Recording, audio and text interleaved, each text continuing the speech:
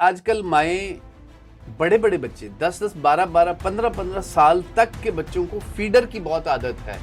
वो दूध डाला उसमें और जनाब बच्चे के मुँह में घिसेड़ दिया, सो जा जी। होता क्या है कि दूध के अंदर भी हमारे पास बेसिकली शुगर होती है लैक्टोज के नाम से, तो वो जो है वो सारी रात दांतों के ऊपर जमा रहती है, जिसकी वजह से जो है ना जो हमारे पास कीड़ा लगने के चांसेस कई गुना बढ़ जाते हैं। अब लोग कहते हैं कि जी आप रोज़ दांत ब्रश ना करें। दिन में एटलीस्ट 2 बार ब्रश करना ज़रूरी है और हमें कोशिश करनी चाहिए एग्रेसिव ब्रशिंग नहीं करनी चाहिए। आजकल बच्चों की विज़डम टूथ हमेशा यूँ ऊपर की जाने के बजाय यूँ निकलती है। उसकी एक तो वजह क्या है? ये इतनी तकलीफ़ क्यों देते हैं और किस उम्र में निकलती है? एज सबसे पहले तो मैं आपको इसकी बता दूं कि 17 से लेकर 25 साल तक नॉर्मल एज है ओके, अकल दाढ़ निकलने की। ओके। अगर 25 से ज़्यादा टाइम लग गया है तो इट मीन्स कि कोई प्रॉब्लम है। अच्छा मुझे ये बताइएगा कि दांतों को सफ़ेद करने का आसान और बेहतरीन तरीका क्या है?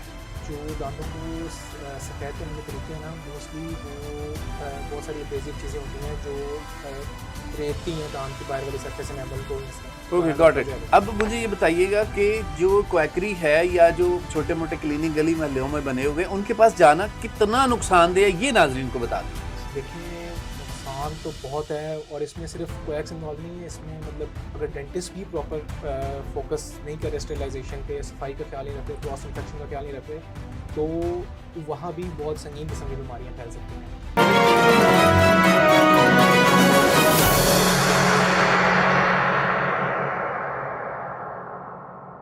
अस्सलाम वालेकुम नाजरीन, health care with Ilyas Rana में खुश आमदीद। नाजरीन आज हम बात करेंगे एक मारूफ डेंटिस्ट के साथ, हमारा प्रोग्राम जिनको हमने आज प्रोग्राम में मदऊ किया है। हम आज उन तमाम सवालात का आपको जवाब लेके देंगे, चूँकि दांतों की सेहत आपकी सेहत के साथ साथ बहुत ज़रूरी है।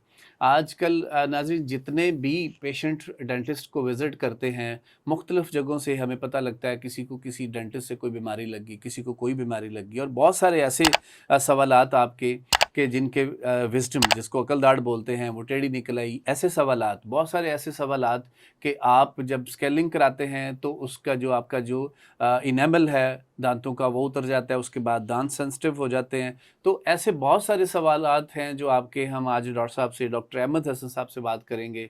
आपको बहुत सारे सवालों के जवाब लेके देंगे जो आप बग़ैर फ़ीस के आज समझेंगे। हम बात करते हैं डॉक्टर अहमद हसन साहब से। अस्सलाम वालेकुम डॉक्टर साहब। वालेकुम अस्सलाम। कैसे हैं आप? खैरियत से हैं? अल्हम्दुलिल्लाह ठीक ठाक। अच्छा डॉक्टर साहब, हम लोग हमेशा से जब भी बात करते हैं, हेल्थ की बात करते हैं, तो किसी न किसी प्रोफेसर, किसी डॉक्टर्स के साथ हम पॉडकास्ट कर रहे होते हैं। तो आज की पॉडकास्ट बड़ी स्पेशल पॉडकास्ट है। हर छोटे से लेके बड़े इंसान तक हर एक को दांतों का मसाइल बिल्कुल रहते हैं। अच्छा, तो कभी ये जो दांतों के मसाइल हैं, मुझे ये बताइएगा कि बहुत सारे ऐसे लोग हैं जो स्केलिंग के नाम पे चले जाते हैं डॉक्टर्स के पास और डॉक्टर भी उसकी स्केलिंग कर देते हैं।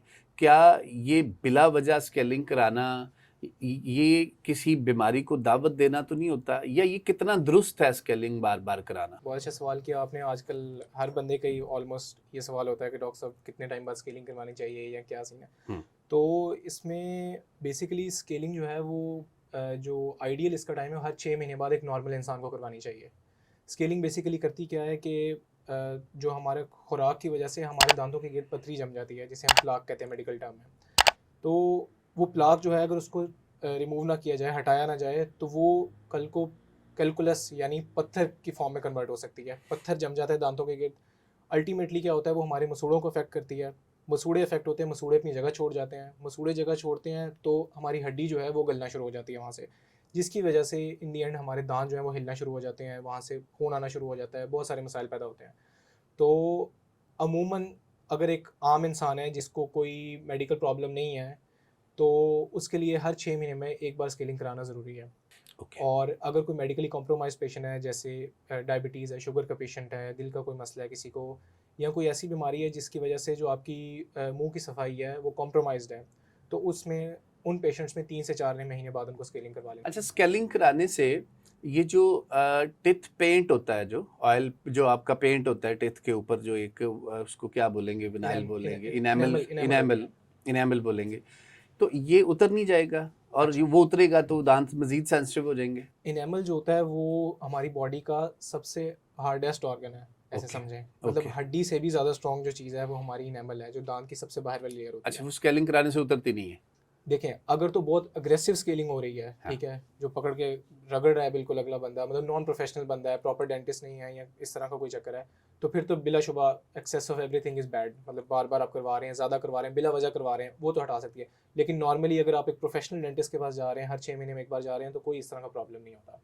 ओके। ये मिथ्स हैं सिर्फ। ओके, अच्छा, दूसरा मुझे बताइएगा कि आजकल हम खैर छोटे थे तो हम लोग माँ बाप जी रोज़ दांत ब्रश करें जनाब, रोज़ दांत ब्रश करें। अच्छा, अब जाके कुछ टर्म चेंज हो गई हैं, अब लोग कहते हैं कि जी आप रोज़ दांत ब्रश ना करें। अच्छा। ये भी बताइए कि अब मैंने आज ही एक वो अखबार में पढ़ रहा था कि आपको दांत जो है वो हॉरिजॉन्टल नहीं करने चाहिए, वो कुछ इस तरह से ऊपर से नीचे आप करें दांत, ये सही तरीका है ब्रश करने का, यूं यूं नहीं ब्रश करने चाहिए। तो हमें तो यही पता था कि यूं यूं लगे हुए हैं सारे दांत ब्रश करने। और इसका एक तो सही तरीका नाज़रीन को बताइए क्या है, और क्या रोज़ दांत ब्रश करने चाहिए? ठीक है। अच्छा, दांत ब्रश करने के मुतालिक बहुत सारे हमारी सोसाइटी में चीज़ें हैं जो आपको पता है, ऐसे मिथ्स छोड़ दी जाती हैं ताकि लोग उन पर यकीन भी करते हैं हमारी सोसाइटी में। असल में जो अमेरिकन डेंटल एसोसिएशन है उसके मुताबिक भी, पाकिस्तान डेंटल एसोसिएशन के मुताबिक भी दिन में एटलीस्ट 2 बार ब्रश करना ज़रूरी है। ठीक है। और हमें कोशिश करनी चाहिए, एग्रेसिव ब्रशिंग नहीं करनी चाहिए। बहुत लोग हार्ड ब्रशिंग करना शुरू कर देते हैं, उस तरह की ब्रशिंग नहीं करनी चाहिए। ज़ोर से ब्रश करने से ये नहीं होगा कि हमारे दांतों की सफाई अच्छी होगी। लोगों को होता है जितना ज़्यादा ज़ोर लगाएंगे उतनी अच्छी सफाई होगी, तो इसका बिल्कुल इससे ताल्लुक़ नहीं है। आपने बस ब्रश को मुंह के हर कोने तक पहुंचाना है, ठीक है। और ना बहुत सॉफ्ट ब्रश होना चाहिए, ना बहुत हार्ड ब्रश होना चाहिए, ठीक है। और ब्रशिंग की 2 टाइम्स मिनिमम आप रखें। एक सुबह उठने के फ़ौरन बाद या नाश्ते के बाद। ज़्यादा बेहतर है कि आप नाश्ता करें और उसके बाद एक बार ब्रश कर लें। सुबह उठ के जल्दी पहले सबसे ब्रश नहीं करना चाहिए? देखें, अगर आप सुबह उठ के ब्रश करते हैं, उसके आधे घंटे बाद फिर नाश्ता करते हैं, उसके बाद आप कहीं चले जाते हैं, तो वो जो नाश्ते के जो फूड पार्टिकल्स हैं वो दांत में रहेंगे, वो सारा दिन फिर एसिड प्रोड्यूस होता है उसमें, दांत ख़राब होते हैं। तो बेहतर ये अगर आप सुबह उठते साथ ब्रेकफास्ट करें तो ब्रेकफास्ट करके एक ही बार ब्रश कर लीजिए। बिल्कुल ठीक। ठीक है। और उसके बाद सबसे इंपॉर्टेंट जो ब्रशिंग है वो रात के टाइम की है, क्योंकि सारे दिन का जो खाना है, जो पीना है, जो हम सारी चीज़ें खाते हैं, वो हमारे दांतों के अंदर जमा हुई होती है। ठीक है, हमारी ज़बान पे, हमारे दांतों में, दांतों के अराउंड, मसूड़ों में। तो रात का जो ब्रशिंग है वो सबसे इम्पॉर्टेंट है, क्योंकि वो फिर सारे दिन का जो हमारा जो बचा कुचा होता है खाने का, उसको जो है वो साफ़ कर देती है।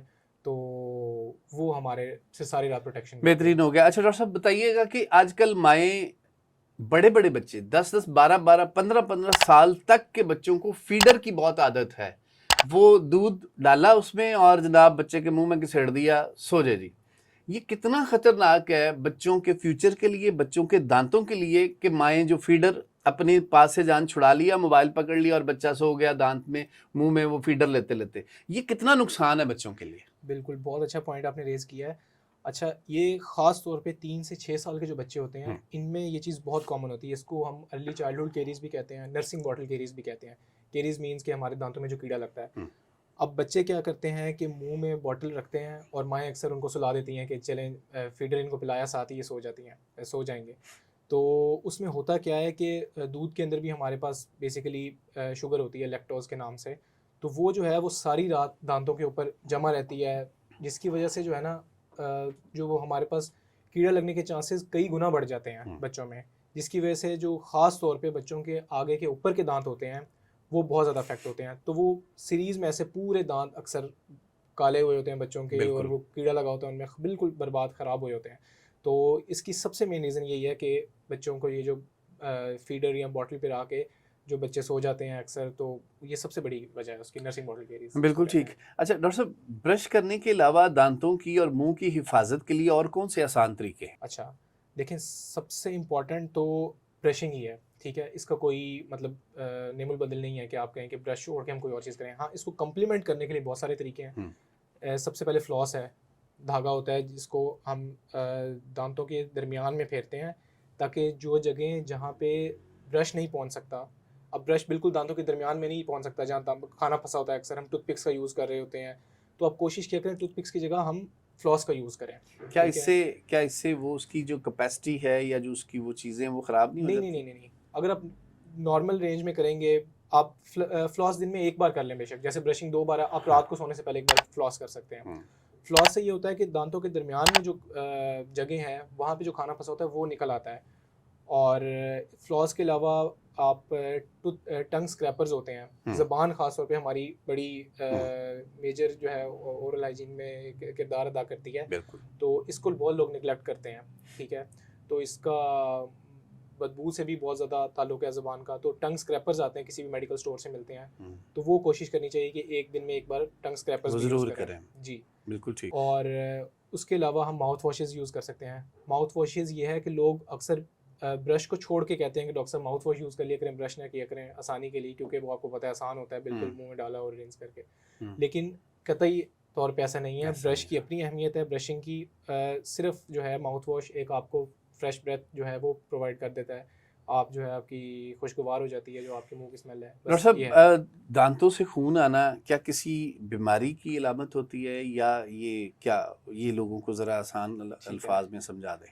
जी, दांतों से खून आना बिल्कुल किसी न किसी प्रॉब्लम की तरफ इंडिकेशन है। ये सबसे मेजर रीज़न जो है, सबसे बड़ी रीज़न दांतों से खून आने की है हमारे मसूड़ों का इन्फ्लेमेशन या उनका सूज जाना, ठीक है।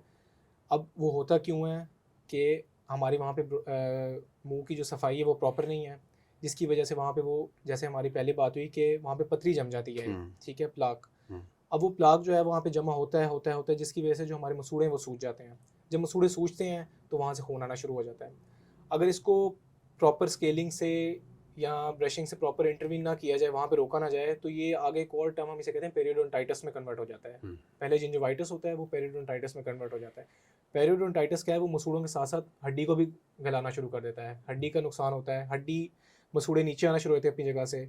अक्सर आपने देखा होगा कि मसूड़े बहुत नीचे आ गए हैं, दांत बहुत विजिबल हो गए हैं, लोग कहते हैं जी दांत हिलना शुरू हो गए हमारे, तो वो उसकी तरफ प्रोग्रेस कर जाता है। बिल्कुल ठीक है।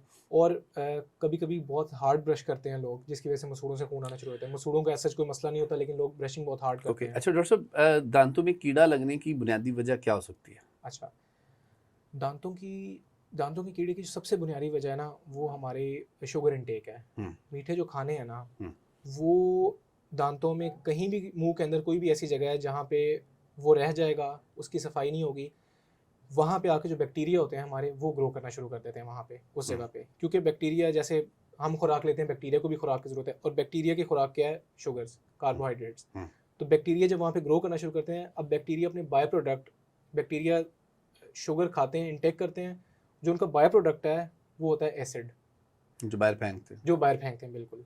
जब वो एसिड बाहर फेंकते हैं, तो एसिड बेसिकली जो है ना वो कल्प्रिट है। एसिड की वजह से हमारे दांत की जो लेयर है, इनेमल, डेंटिन, ये ख़राब होना शुरू हो जाती है। तो जब वहाँ पे सफाई नहीं हो रही, तो मतलब जब रिपीटेड साइकिल्स होंगे हमारे पास, पहले इनेमल ख़राब होता है, इरोड होता है, फिर डेंटिन ख़राब होता है, करते करते करते वो खला नीचे तक पहुँच जाती है, वो लोग कहते हैं जी दांत ख़राब हो गए हैं। अच्छा डॉक्टर साहब, इसके अलावा मुझे बताइएगा कि दांत लगवाने के कुछ प्रोसेस हैं। बिल्कुल। अच्छा, दांत लगवाने के अच्छी क्वालिटी का है, दरमियानी क्वालिटी का है, बहुत अच्छी क्वालिटी का है, पहले तो ये डिस्क्राइब करें कि क्वालिटीज़ कितनी हैं? अच्छा, इसमें ये बहुत वास्ट टॉपिक आपने बेसिकली डिस्कस किया है। इसमें कोई ऐसे डिफरेंट तरीके हैं हमारे पास। सबसे पहले तो देखा जाता है कि दांत, कौन सा दांत है जो हमने लगवाना है, ठीक है। अगर तो हमारे पास पीछे के दांत हैं, आगे के दांत हैं, पीछे के दांतों में आपको पता है कि लोड ज़्यादा आता है, खाने का लोड ज़्यादा आता है, क्योंकि दाढ़ होती है वो, दाढ़ को रिप्लेस करने के लिए ज़ाहिर है हमें स्ट्रॉन्ग मटेरियल रिक्वायर्ड होगा।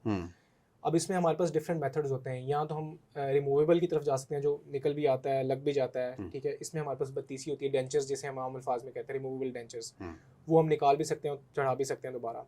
ये है कि ये चीपर कॉस्ट होती है इसकी, ठीक है। और ये बेसिकली एक मटेरियल होता है एक्राइलिक, उसके बने होते हैं ये कॉस्ट इफेक्टिव होते हैं, बट जाहिर है कि इसकी वो इफेक्टिवनेस, या वो लोग इस तरह से खाना चबा नहीं सकते आप, बिल्कुल चबा भी नहीं सकते। अक्सर आपने देखा होगा, टेस्ट नहीं आता जी, वो भी है। और दूसरा आपने अक्सर देखा होगा कि अक्सर फनी वो बने होते हैं कि जी वो कोई बोलने लगता है, हंसने लगता है, बुजुर्ग कोई ऐसे बाहर आ जाता है, बिल्कुल ऐसा ही है, ठीक है। रिटेंशन प्रॉब्लम्स होते हैं उनमें। हाँ। अच्छा, फिर आ जाते हैं फिक्स्ड में भी हमारे पास फिक्स्ड डेंचर्स भी होते हैं, ठीक है। और उसके अलावा फिक्स्ड में हमारे पास अगर हम ब्रिजेस की तरफ भी जा सकते हैं, क्राउन्स की तरफ जा सकते हैं। ब्रिजेस ये होते हैं कि हम किसी एक खाली जगह को हम पुर करते हैं, बाकी 2 दांतों का या 3 दांतों का या 4 दांतों का सहारा लेके, ठीक है। मतलब हमारे पास 2 को छोटा किया, दरमियान वाला लगाया, या एक से सपोर्ट ली, दूसरा लगा दिया। बिल्कुल, इसको हम ब्रिज कहते हैं, ठीक है। इसके अलावा इम्प्लांट्स हमारे पास आजकल मॉडर्न डेंटिस्ट्री में इम्प्लांट्स आ गए हैं। हाँ। इम्प्लांट्स ये होता है कि बेसिकली हम एक स्क्रू प्लेस करते हैं अपनी हड्डी के अंदर, जो आपका मुंह का जबड़ा है, जबड़े के अंदर हम ओके। एक स्क्रू प्लेस करेंगे। उस स्क्रू में बेसिकली फिर हम जो है ना उसके ऊपर जो है फिर हम दांत लगाएंगे। नाज़रीन, ये बड़ा अहम सवाल है कि बहुत सारे ऐसे लोग हैं जो मुझसे पूछते हैं, अक्सर पूछते हैं कि जी हमने दांत लगवाना है, कैसे लगवाएं, कौन सा दांत लगवाएं। अच्छा, एक आपने बताया कि एक आप उसको करते हैं, इम्प्लांट करते हैं, उस इम्प्लांट को एक आप कह लें कि एक पेच टाइप आप उसकी हड्डी तक पहुंचता है और फिर उसके ऊपर दांत आप फिक्स कर देते हैं, ये सिंगल दांत लग जाता है जी। ये इसकी कितनी कॉस्ट आएगी, एक तो ये बताना है, और ये कितना पेनफुल होता है, ये कितना लेंथी प्रोसीजर होता है, ये बताएं। ठीक है। अच्छा, जो इम्प्लांट है वो इन सबसे ज़्यादा कॉस्टली इसलिए होता है क्योंकि ये बेसिकली टाइटेनियम का हमारे पास नेल होता है। ये ठीक है, टाइटेनियम एक धात है, हाँ। उसका ये नेल होता है। अच्छा, अब इसमें क्या होता है कि हम सबसे पहले तो अच्छा, हर बंदा भी उस कैटेगरी में नहीं आता कि उसके इम्प्लांट लगाए जाएं। हर बंदा कहता है कि जी मेरे इम्प्लांट लगे, लेकिन सबसे पहले जो है वो हड्डी की क्वालिटी को देखना पड़ता है हमें कि आया इतनी हड्डी मौजूद है उस जगह पे। हमने ओपीजी कराया उसका, जी हम उसके बाद ओपीजी कराते हैं। फिर एक और चीज़ होती है सीबीसीटी, कोन बेस्ड कंप्यूटेड टोपोग्राफी, वो करवाते हैं ताकि पता लगे कि बोन की क्वालिटी कितनी है, उसकी डेंसिटी पता लगे हमारी। ठीक है, ओके। और उसको देखते हुए फिर हम पूरी प्लानिंग होती है इम्प्लांट की, सीबीसीटी को लेके हमारे सॉफ्टवेयर्स होते हैं, उस पर हम इम्प्लांट की प्लानिंग करते हैं। हमें एक स्पेसिफिक गैप रखना पड़ता है, एक इम्प्लांट टू इम्प्लांट, दो इम्प्लांट्स के बीच में, दो नेचुरल दांतों के बीच में, कि मतलब एक दांत लगा हुआ है तो उससे कितने दूर हमने दूसरा इम्प्लांट लगाना है। फिर हमने एक और चीज़ देखनी होती है कि कोई वहाँ से कोई अहम चीज़ तो नहीं गुजरी, जैसे हम वाइटल स्ट्रक्चर्स होते हैं, ख़ासतौर पे अगर नीचे के हम पीछे के दांत लगा रहे हैं, नीचे से हमारी एक बहुत ज़रूरी नस पास हो रही होती है। ठीक है, आम अल्फाज में जिसे कहते हैं। हाँ। और जो आपकी ब्रेन्स को जा रही होती है, बिल्कुल ऐसी है, इंफीरियर एल्वियोलर कैनाल होती है, वो पास हो रही होती है। ऊपर के दांत चले जाए, वहाँ पे साइनस होती है बेसिकली हमारे पास। ठीक है, मैक्सिलरी साइनस होती है हमारे पास। अब वो उन चीज़ों का हमें बहुत ज़्यादा ख्याल रखना पड़ता है। ठीक है, वो भी जो है वो हम इसी के थ्रू, सीबीसीटी के सॉफ्टवेयर के थ्रू ही हम कर रहे होते हैं। तो बेसिकली देखने में बड़ा आसान प्रोसीजर लग रहा होता है, लोग कहते हैं बस जाएंगे लगवा के आ जाएंगे, लेकिन इसके पीछे बहुत ट्रीटमेंट प्लानिंग की जरूरत होती है। और इसमें फिर यही होता है कि हम ऊपर से मसूड़े को हटाते हैं, इंसीन देते हैं, उसमें कट करते हैं, और वहाँ पे जो है हम पहले टाइटेनियम का स्क्रू प्लेस करते हैं। उसके बाद उसको हील होने देते हैं फॉर सर्टेन टाइम, डिपेंड करता है पेशेंट टू पेशेंट, 3 महीने 4 महीने 6 महीने। अच्छा। उसको हम हील होने देते हैं ताकि उसके अराउंड बोन भी हील हो जाए और सॉफ्ट टिश्यू भी हील हो जाए, जो हमारे मसूड़े वगैरह हैं। उसके बाद जब वो आते हैं तो फिर उस पर जो है हम वो जो हीलिंग अवेटमेंट लगाते हैं, जिससे जो है वो जो हमारे मसूड़े हैं वो उसकी शेप एक आ जाती है, जैसे नेचुरल दांत की एक शेप होती है राउंड, उसी तरह मसूड़े की एक शेप, मसूड़ा एक शेप ले लेता है। उसके अंदर फिर हम उसका नाप लेते हैं, इंप्रेशन लेते हैं, लेबॉर्ट्री में भेजते हैं, वहाँ से हमारा जो है बटन बन के आता है ऊपर। ये ऑलमोस्ट कितनी प्राइस कॉस्ट करती है ये एक सिंगल?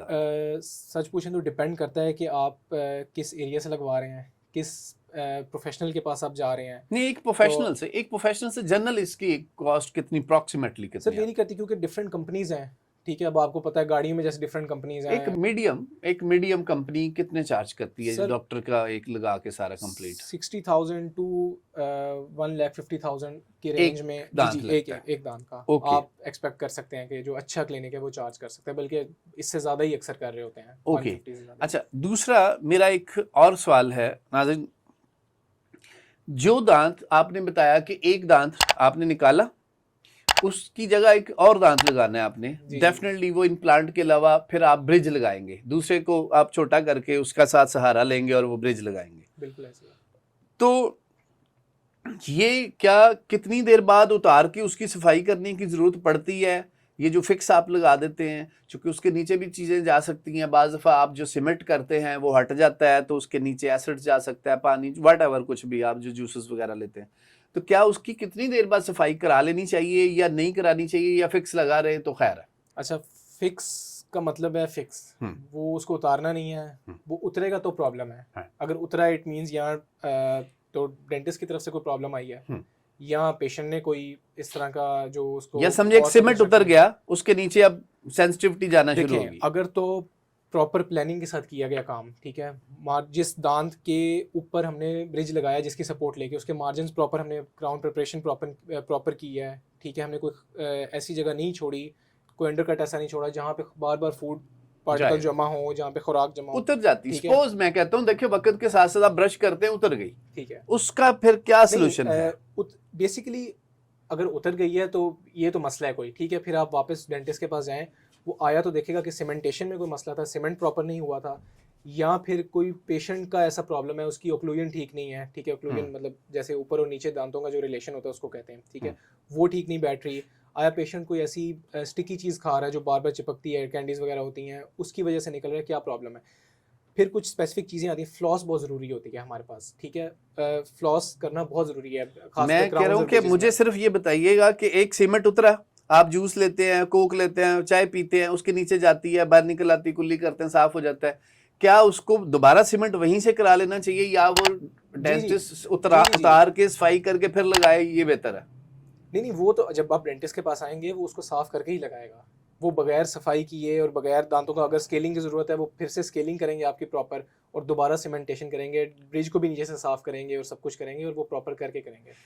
अगर ब्रिज लगा हुआ है तो उसमें पेशेंट को ये ख्याल करना चाहिए कि डिफरेंट हमारे पास मटेरियल्स मिलते हैं। वाटर फ्लॉसर आता है एक, वो आप घर पे रख सकते हैं, वो पानी की ना तेज़ धार छोड़ता है, उससे ये है कि डेंचर के जो ये जो क्राउन होता है आपका, ब्रिज होता है, इसके नीचे की जो जगह होती है वो साफ़ हो जाती है, फ्लॉस से आपकी नीचे वाली जगह साफ़ हो जाती है। तो ये मेथड्स हैं जिससे आप प्रिवेंट कर सकते हैं। अच्छा डॉक्टर साहब, विजडम टूथ ये जब निकलते हैं अक्सर पेशेंट बड़ी शिकायत करते हैं, बड़ी तकलीफ होती है, और फिर आजकल तो मैं मोस्टली देखने लग गया हूं कि लोगों की अकल दाढ़ हमारी निकलती थी सीधी, ताए की निकली सीधी, अब्बे की निकली सीधी, आजकल बच्चों की विजडम टूथ हमेशा यूं ऊपर की जाने के बजाय यूं निकलती हैं। उसकी एक तो वजह क्या है, ये इतनी तकलीफ क्यों देते हैं और किस उम्र में निकलते हैं? ये बड़ा अच्छा आपने सवाल पूछा। आज ही मुझसे एक पेशेंट काफ़ी डिटेल में ये चीज़ क्लिनिक में भी पूछ रहे थे कि क्या वजह है हमारे बच्चों में जो है ये हमें ये प्रॉब्लम आ रही है, हमारे पहलों में नहीं थी ये प्रॉब्लम। उनको भी मैं एक्सप्लेन कर रहा था। अच्छा, एज सबसे पहले तो मैं आपको इसकी बता दूं कि 17 से लेकर 25 साल तक नॉर्मल एज है अकल दाढ़ निकलने की। अगर 25 से ज़्यादा टाइम लग गया है तो इट मीन्स कि कोई प्रॉब्लम है, वो इम्पेक्टेड, हम जैसे अपनी ज़बान में कहते हैं इम्पेक्शन हो गई है, कि वो वहाँ पे दब गई। असल में बेसिकली जो वजह होती है ना निकलने की, टेढ़ा निकलने की, सब कुछ, इसके पीछे जो मेन वजह वो ये है कि हमारा जो जबड़ा है ना वो छोटा है और पीछे इतनी स्पेस नहीं है, जगह नहीं है जहाँ पे तीसरा दांत जो है, थर्ड मोलर या विजडम टूथ, अकल दाढ़ जिसे कहते हैं, वो निकल सके। बिल्कुल ठीक है। अच्छा, अब इसकी जो सबसे इंपॉर्टेंट रीज़न जो आजकल डिफरेंट आर्टिकल्स में भी आ रही है और साइंटिफिकली प्रूवन है, वो ये है कि पुराने ज़माने में लोगों की हार्ड डाइट होती थी। लोग हार्ड डाइट करते थे, सख्त चीज़ें खाते थे, चबाते थे, जिसकी वजह से उनका मसूड़ा जो है ना वो बड़ा और स्ट्रॉन्ग होता था। ठीक है। जिसकी वजह से स्पेस एम्पल होती थी, ज़्यादा होती थी, तो वहाँ पे थर्ड मोलर जो है वो निकल जाता था। अब आपको पता है माशरा बदल गया है, वक्त के साथ साथ जो है मॉडर्नाइजेशन आ रही है। बिल्कुल ठीक है, वो लफ्ज़ शायद बेहतर रहेगा इस्तेमाल करने के लिए। तो वो जो है उसकी वजह से सॉफ्ट डाइट जो है हमारे बच्चों को शुरू से दी जाती है। सेरेलैक से शुरू करते हैं, ठीक है, और आखिर तक जो है ना बच्चे सॉफ्ट, जिसकी वजह से ना वो स्ट्रेंथ नहीं है हमारे जबड़ों में, और उतने बड़े नहीं है हमारे जबड़े, ठीक है, स्पेस पीछे इतनी नहीं होती कि वहाँ पे एक और दांत एक्स्ट्रा जो है ना वो स्ट्रक्चर जितना था वो उतना मुश्किल प्रोग्रेस होती रही, पर वो जो बढ़ना चाहिए था वो नहीं बढ़ा। बिल्कुल ऐसे ही है, वो स्ट्रक्चर बढ़ नहीं पाया, जिसकी वजह से जो बाकी सारे दांत तो ठीक निकल आते हैं, लेकिन जो पिछला दांत है ना मोस्टली वो जो है, जो अकल दाढ़ है, वो अक्सर टेढ़ी निकलती है, वो आगे की तरफ भी टेढ़ी हो सकती है, पीछे की तरफ भी हो सकती है, तो मतलब डिफरेंट उसके फिर तकलीफ वाला मरहला शुरू हो जाता है। बिल्कुल, बिल्कुल। इसका मतलब आपके जो जवाब से मैं समझ पाया हूँ कि अपने बच्चों को शुगर केन, जिसको गन्ना बोलते हैं, वो चूसने को दें, गंडेरियां खाने को दें, या आप वो बच्चों को हम टीदर देते होते थे वो दें ताकि उनकी एक्सरसाइज हो। बेसिकली अब तो ये एक चीज़ ना जेनेटिक हो चुकी है। हाँ। तो मतलब ये ऐसी चीज़ है कि जिसको जो शायद कंट्रोल में अब नहीं रही, जैसे अपेंडिक्स है, वक्त के साथ साथ वो होता है, और वो एक कुछ लोग इसको एवोल्यूशन से भी ओवरकम कर सकते हैं, मतलब हम इसको अब अगर कोशिश करें तो। नहीं, अब इसका कोई अब हमारे कंट्रोल में नहीं है ये चीज़ कि मतलब अगर जॉ का साइज नेचुरली छोटा है या पैदाइशी तौर पे छोटा हो रहा है, या मतलब वो चीज़ इतनी फिर डाइटरी कंट्रोल नहीं है, वो हमारे जनरेशन में वो चीज़ आ रही है। हो सकता है एक वक्त आए कि जब ये ग्रो करना ही बंद कर दें। हाँ। क्योंकि ये हमारी कुदरत का तरीका है, अल्लाह पाक ने इस तरह का निज़ाम बनाया है कि वो वक्त के साथ साथ फिर शायद वो बनना ही बंद हो जाए, ये भी वक्त आ सकता है। तो ये चीज़ है। बिल्कुल ठीक। अच्छा डॉक्टर साहब, मुझे दूसरा बताएं कि जो और एक काम की बात, आपने डेंटिस्ट बनना ही क्यों पसंद किया? MBBS ऑप्शन आपके पास मौजूद थी, आपके पास DPT मौजूद था, आपके पास फार्मेसी मौजूद थी, DPT ही क्यों, डेंटल डॉक्टर ही क्यों? अच्छा, हमारे पाकिस्तान का अलमिया ये है कि प्रायोरिटी सबकी एमबीबीएस होती है, ठीक है। तो जिसका जो एमबीबीएस में एडमिशन ना हो वो बीडीएस में एडमिशन लेता है, वो डीपीटी में चले जाते हैं, वो डिफरेंट फील्ड्स हैं हमारे पास, उसमें चले जाते हैं। तो मेरे केस में भी किसी हद तक इस चीज़ का रोल ज़रूर था। तो my father is an MBBS doctor, तो वो ज़ाहिर है वो और भी ज़्यादा एक होती है चीज़ के जो है फादर डॉक्टर हैं तो बेटा भी डॉक्टर बने। लेकिन ये है कि बस जब एंटी टेस्ट का वक्त आया तो मुझे तो यकीन करें पता ही नहीं था कि बीडीएस की किस चीज़ की एब्रीविएशन है, ये भी फील्ड है तो कोई? ये भी कोई फील्ड है। तो बस जब मेरा एडमिशन होने लगा तो मुझे बस मेरे पेरेंट्स ने कहा कि बीडीएस भी एक अच्छा ऑप्शन है, वो भी आप ट्राई करें। ज़ाहिर है वो मेडिकल फील्ड से थे, वो देख रहे थे कि मतलब एक ग्रोइंग फील्ड है पाकिस्तान में, स्कोप है इसका आगे, और मतलब लोगों को आजकल बहुत प्रॉब्लम है आजकल तो डेंटिस्ट्री हर की, हर दूसरे घर में बंदे अगर को है। 5 लोग हैं तो 4 को और प्रॉब्लम दूसरा है। लोगों का एक ये बड़ा परसेप्शन है कि डेंटिस्ट बहुत कमाते हैं। हाँ, ये मुझे खुद है कि बहुत पैसे कमाते हैं भाई। बस कुछ सच्चाई भी है, कुछ मिथ भी है इसमें, बहुत पैसे कमाते हैं। लेकिन ये है कि बस उस वक्त मैंने फिर रिसर्च शुरू की। अच्छा डॉक्टर साहब, मुझे चलें, थैंक यू। आप मुझे एक और बात बताएं कि बच्चों को, हमारे नाजरीन को बताएं कि डेंटल डॉक्टर, बच्चियों को स्पेशली, मैं समझता हूं कि आप यकीन करें जो फीमेल डॉक्टर्स हैं जी जी इस फील्ड में वो बहुत कामयाब है। इवन के आप अगर अपने बच्चों को डॉक्टर बनाना चाहते हैं तो मैं एमबीबीएस के बाद बेस्ट ऑप्शन अगर मेरे पास हो ना तो वो डेंटल डॉक्टर है। आप क्या कहते हैं? लोगों को जरा प्लीज ये भी थोड़ा बच्चों को गाइड करें। आजकल लोग बच्चे परेशान हैं, कंफ्यूज है, हम क्या करें? तो बिल्कुल किस नंबरिंग में कब डिसीजन लेना चाहिए? बिल्कुल, आपने सही कहा है कि प्रोफेशन वाइज बहुत अच्छा प्रोफेशन है, ख़ास तौर पे लड़कियों के लिए, इसलिए क्योंकि एमबीबीएस जो है, ये चीज़ मैंने अपने जब खुद मैं एंटी टेस्ट दी है तो मैंने खुद जब ये चीज़ रिसर्च की है ना, ख़ास मैंने अपने फादर को भी देखा है, एमबीबीएस जो है ना थोड़ी हेक्टिक ज़्यादा है, थोड़ी नहीं काफ़ी हेक्टिक है। एमबीबीएस करो, फिर आपकी हाउस जॉब होती है, उसमें नाइट्स लगती हैं, आपकी इमरजेंसी कॉल्स आती हैं, उसके बाद रेजिडेंसी है, वो आपको ऑलमोस्ट मस्ट करनी ही करनी है, ठीक है, वरना स्पेशलाइजेशन के बगैर जो है वो गुजारा नहीं है आजकल एमबीबीएस में। बिल्कुल। तो उसका ये होता है कि मेरे ख्याल से बीडीएस जो है वो स्लाइटली लेस हेक्टिक है, ठीक है, ख़ास तौर पे लड़कियों के लिए, इसलिए क्योंकि वो डे टाइम ड्यूटीज़ होती हैं मोस्टली 9 to 2 9 to 3, ठीक है। तो उसमें यह है कि आप फिर घर जाके आप आराम से रोज़मर्रा के काम कर सकते हैं, तो लड़कियों के लिए काफ़ी हद तक ये फील्ड जो है चलिए मेरे से डॉक्टर साहब, बेहतर है। अच्छा मुझे ये बताइएगा कि दांतों को सफ़ेद करने का आसान और बेहतरीन तरीका क्या है? अच्छा, देखें, जो दांतों को सफ़ेद करने के तरीके हैं ना, मोस्टली वो बहुत सारी एब्रेसिव चीज़ें होती हैं जो खुरेदती हैं दांत की बाहर वाली सरफेस एनेमल को, या इस तरह। बेस्ट तरीका यही है कि आप प्रॉपर डेंटिस्ट के पास जाएं, ठीक है। डेंटिस्ट जो है उसको हम ब्लीचिंग भी कहते हैं दूसरे अल्फाज में लोगों को समझाने के लिए, ठीक है। वो एक स्पेशलाइज्ड इन्वायरमेंट में हो रहा होता है, ठीक है, और वो पूरी प्रोटेक्शन के साथ हो रहा होता है। हम मसूड़े के गिर जो है वो पूरी प्रोटेक्टिव लेयर लगाते हैं, ठीक है, ताकि वो किसी भी सॉफ्ट टिश्यू को टच ना करे।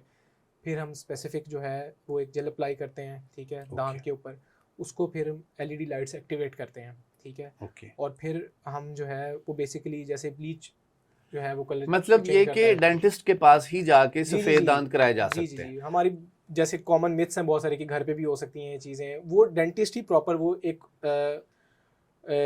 वॉक वे ब्लीच मेथड। मेरा आखिरी सवाल ये है कि एक आम बंदा एक डेंटिस्ट के पास गया, वो कैसे समझ पाएगा ये बंदा क्वालिफाइड है? एक और वो कैसे समझ पाएगा कि जो मुझ पे चीजें अप्लाई हो रही हैं वो सेटलाइज्ड हैं? या उसको क्या फैसला करना चाहिए कहीं डेंटल के पास जाने के लिए कि वो कहाँ जाए, क्या सिलेक्ट करे, क्या देख के फैसला करे कि ये मेरा अच्छा डेंटिस्ट हो सकता है? ठीक है, बहुत अच्छा आपका सवाल है। लोग आजकल हथे चढ़ जाते हैं बहुत। ऑफ कोर्स सर, क्वैक बहुत ज्यादा, क्वैकरी बड़ी स्टार्ट है ना। बिल्कुल ऐसे ही है पाकिस्तान का। जी प्लीज। अच्छा, सबसे पहले तो आजकल देखें आप, इंटरनेट का दौर है, ठीक है, इंटरनेट का, सोशल मीडिया का दौर है। पीएमडीसी की वेबसाइट पे आप जाएं, वहाँ पे एक स्पेसिफिक कॉर्नर होता है कि सर्च डॉक्टर्स बाय नेम और पीएमडीसी नंबर, और को आप वहाँ जाके डॉक्टर का नाम लिख के या डॉक्टर का पीएमडीसी का नंबर लिख के आप चेक कर सकते हैं यार दिस इज ये क्वालिफाइड है कि नहीं, ठीक है, आपको पता लग जाएगा, ठीक है। फिर एक आप जो है क्लिनिक के रिव्यूज़ देख सकते हैं, ठीक है। अब मेरा क्लिनिक है फर्ज करें तो मेरे रिव्यूज़ होंगे पेशेंट्स के गूगल पे, आजकल दुनिया सारी आईटी बिल्कुल ऐसे ही मैप्स पे, गूगल मैप्स पे रिव्यूज़ होते हैं, आप वो देख सकते हैं, ठीक है। और फिर डेंटिस्ट्री में मोस्टली यही होता है कि पीयर बेस्ड काम है हमारा। आप मुझसे करवाएंगे, आप सेटिस्फाई हुए, आप किसी और को बताएंगे, आप अपनी फैमिली मेम्बर को बताएंगे, वो मेरे पास आएंगे। तो अगर आपका एक्सपीरियंस अच्छा नहीं रहा, उनके तक बुरी बात ही पहुंचेगी कि ओके, फलाना गॉट डॉक्टर इट। जो है वो। अब मुझे ये बताइएगा कि जो क्वैकरी है या जो छोटे मोटे क्लिनिक गली मोहल्लों में बने हुए हैं, उनके पास जाना कितना नुकसानदेह है, ये नाजरीन को बता दें प्लीज। देखें, नुकसान तो बहुत है, और इसमें सिर्फ क्वैक्स इन्वॉल्व नहीं है, इसमें मतलब अगर डेंटिस्ट भी प्रॉपर फोकस नहीं कर रहे स्टेरिलाइजेशन पे, सफाई का ख्याल नहीं रख रहे, क्रॉस इन्फेक्शन का ख्याल नहीं रख रहे, तो वहाँ भी बहुत संगीन किस्म की बीमारियाँ फैल सकती हैं। अगर पेशेंट्स को जो है वो हेपेटाइटिस जैसी, HIV जैसी बहुत बुरी जो है बिल्कुल मोहलक मर्ज़ का शिकार हो सकते हैं बिल्कुल पेशेंट्स। बिल्कुल। ठीक है, एक अगर पेशेंट पे, क्योंकि पाकिस्तान में आपको पता है हेपेटाइटिस इतना जो है वो कॉमन है कि पता ही नहीं लगता हमें कि हमारे किस पेशेंट को हेपेटाइटिस हो, किसको ना हो, कुछ पता नहीं होता। बहुत सारे अनडिस्कवर्ड केस होते हैं कि मतलब पता ही नहीं होता कि भाई हेपेटाइटिस है या नहीं है। तो उन पे अगर कोई इंस्ट्रूमेंट इस्तेमाल हुआ है, ज़ाहिर है अगर स्टेलाइज नहीं किया प्रॉपर, अगला पेशेंट आया, मैंने उस पर वही इस्तेमाल किया, तो डेफिनेटली वो उसमें जो है वो ट्रांसफ़र होगा, ट्रांसमिट होगा। तो इस तरह की मौलिक बीमारियां जो हैं वो डेंटिस्ट से ही मोस्टली फैलती हैं। डॉक्टर साहब, नाजरीन को कोई दांतों के हवाले से अपना मुंह और अपने दांत खूबसूरत रखने के लिए कोई मैसेज देना चाहते हैं? जी, सबसे पहले तो दांतों की जो है ना वो बेसिक्स का आप ख्याल रखें, ओरल हाइजीन का ख्याल रखें, दिन में 2 टाइम प्रॉपर ब्रश करें, 1 टाइम फ्लॉस करें, 1 टाइम टंग स्क्रैपर का यूज़ करें जो मैंने बताया है, ज़ुबान पे फेरने वाला, ठीक है। सिर्फ इन चीज़ों के ही इस्तेमाल से जो है वो आप बहुत चेंज देखेंगे अपने ओरल हाइजीन पे, ठीक है। आपकी जो बहुत सारे लोगों को शिकायत होती है, मुंह से स्मेल आती है, बदबू की, ये वो, तो वो चीज़ें भी क्लियर हो जाएंगी। तो बेसिक्स पे फोकस करें कि बेसिक पे लोग हाई फाई ट्रीटमेंट्स की तरफ जा रहे होते हैं, ये करवा लें वो करवा लें, तो अगर ये करेंगे ना तो उन तक नौबत ही नहीं जाएगी हमारी। बिल्कुल ठीक। नाजरीन, ये थे डॉक्टर अहमद हसन साहब, एक मारूफ डेंटिस्ट हैं, लाहौर में काम करते हैं। आपको भी ज़रूरत पड़े तो हमारे इस प्रोग्राम के थ्रू आप इन तक जा